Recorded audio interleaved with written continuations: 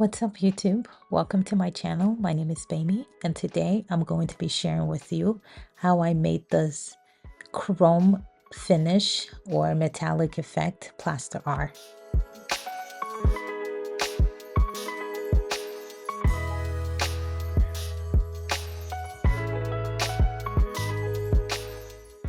First things first, if you're not subscribed, please hit that subscribe button so that you're not missing out on any art tutorial or art inspiration videos that I'm sharing. Now let's get into today's tutorial. To start off, I staple a piece of aluminum wire mesh to a canvas working from the back.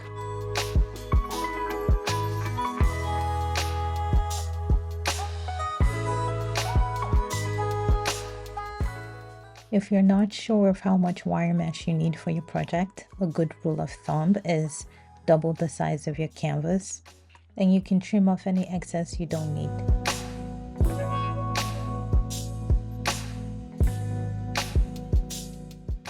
Next, I am working the wire to create the frame for my sculpture.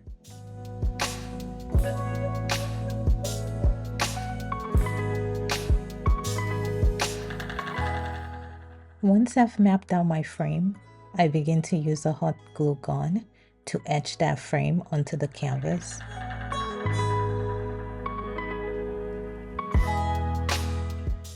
It's best to work slowly during this process. I am often constantly checking and rechecking my canvas from every angle just to make sure that the frame that I mapped out is exactly what I want and it still is coming out in the way that I have planned for it to come out. Otherwise, now would be the best time to make changes before proceeding.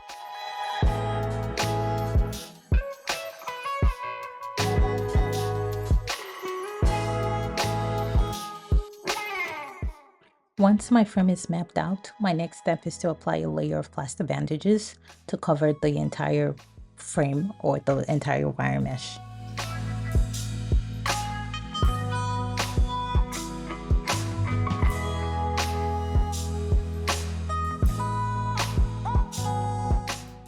I do this by wetting the plaster bandages to activate the plaster and smoothing it over my wire mesh, and I do this for two reasons. One, to add to the structural integrity of my very flexible wire mesh so that it can take the weight of the plaster.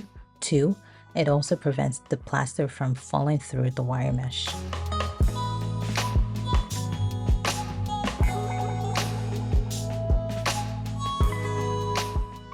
Once my wire is completely covered in plaster bandages, it is time to start applying my joint compound or texture paste.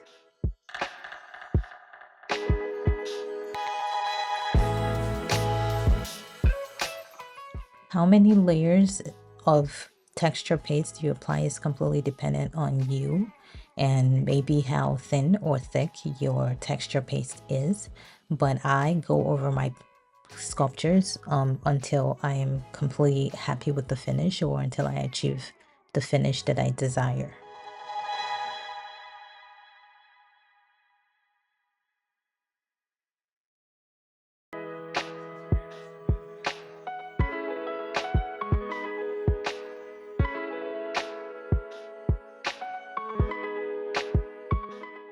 I also like to pay a lot of attention to the back of my pieces, even though the back is not seen, because it gives a more cohesive look to the artwork. Also keep in mind that a lot of my pieces are for sale.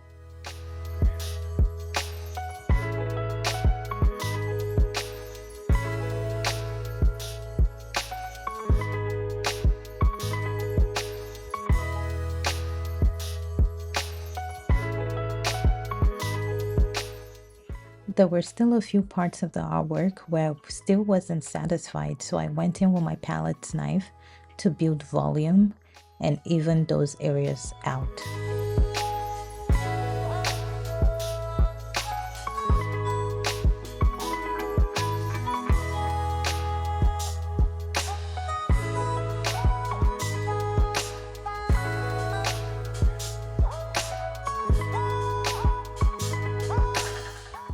I let the art dry for about 2 days, after which I sanded it down to a smooth finish. I also did my best to layer my texture paste as smoothly as possible, and so I didn't have to do a lot of sanding with this.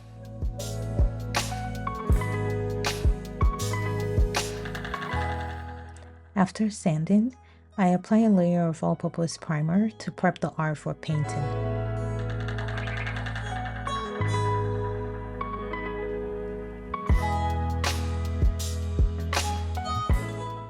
Once the primer was dry, I applied a layer of black paint because the liquid chrome paint that I use for this art works best with a dark background.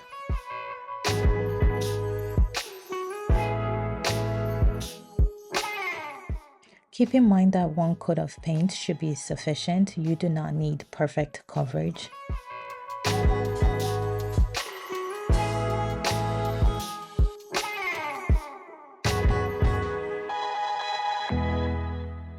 Once the acrylic paint is dry, it is time to apply my liquid chrome paint.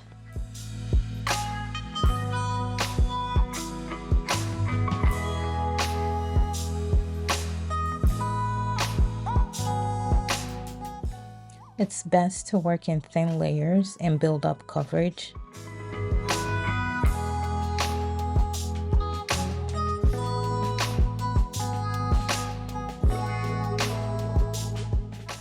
This paint doesn't do well with being touched because fingerprints will dull the finish, and so I find it's best to paint somewhere where the art can cure, where the paint can cure without the art getting moved around a lot.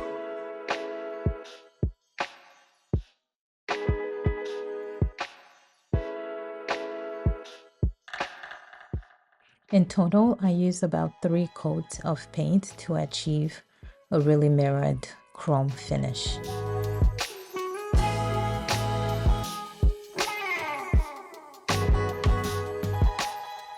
This is the final look. It's called Alien. This is part of my futuristic collection. I wanted it to have a strange, otherworldly look, and I am completely obsessed with it. As a reminder, all of the links for the materials used will be left in the description. If you're interested in checking out my works, my website would also be linked in the description box.